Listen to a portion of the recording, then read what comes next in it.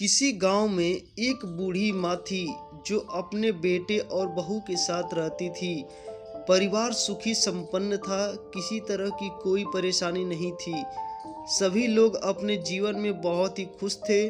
बूढ़ी माँ जो किसी समय अच्छे शरीर से थी, आज बुढ़ापे से हार गई थी। चलते समय लड़खड़ाती थी, लाठी की जरूरत पड़ने लगी। पूरा चेहरा झुर्रियों से भर गए चुका था। बस अपना जीवन का बचा हुआ समय किसी तरह व्यतीत कर रही थी। घर में एक चीज अच्छी थी कि शाम को खाना खाते समय पूरा परिवार एक साथ बैठकर खाना खाता था। एक दिन ऐसे ही शाम को जब सारे लोग खाना खाने बैठे, बेटा ऑफिस से आया था, भूख ज़्यादा थी इसीलिए जल्दी से खाना खाने बैठ गया और साथ में बहू और उसका एक बेटा भी खाने लगे।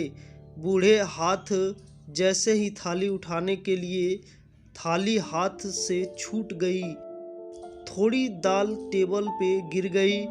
बहू बेटे ने गुस्से से पिता की ओर देखा और फिर से अपना खाना खाने लग गए। बूढ़ी माँ ने जैसे ही अपने हिलते हाथों से खाना खाना शुरू किया तो खाना कभी कपड़ों पे गिरता, कभी जमीन पर गिर जाता था।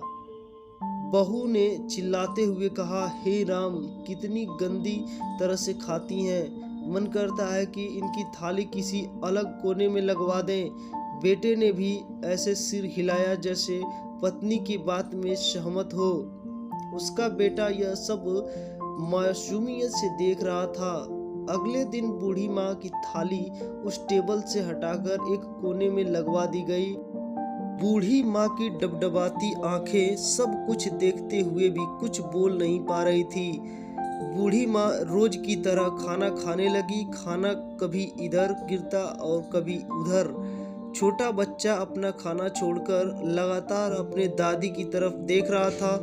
माँ ने पूछा, क्या हुआ बेटा, तुम दादी जी की तरफ क्या देख रहे हो और खाना क्यों नहीं खा रहे हो, और क्या तुम सोच रहे हो?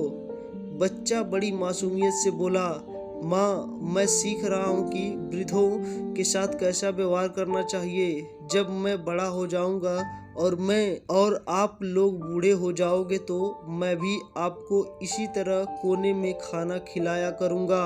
बच्चे के मुंह से ऐसे सुनते ही बेटे और बहू दोनों कांप उठे।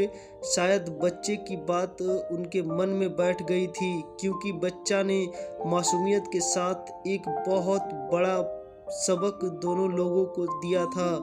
बेटे ने जल्दी से आगे बढ़कर थाली को उठाया और वापस टेबल पे खाने के लिए बिठाया, और बहू भी भागकर पानी का गिलास लेकर आई कि माता जी को कोई तकलीफ ना हो। इससे यही सीख मिलती है, माँ बाप इस दुनिया की सबसे बड़ी पूंजी हैं। आप समाज में कितनी भी इज्जत कमा लें या कितना भी धन इकट्ठा कर लें, लेकिन माँ बाप से बड़ा धन इस दुनिया में कोई भी नहीं है। इसीलिए माँ बाप की इज्जत करना कभी भी नहीं भूलना चाहिए।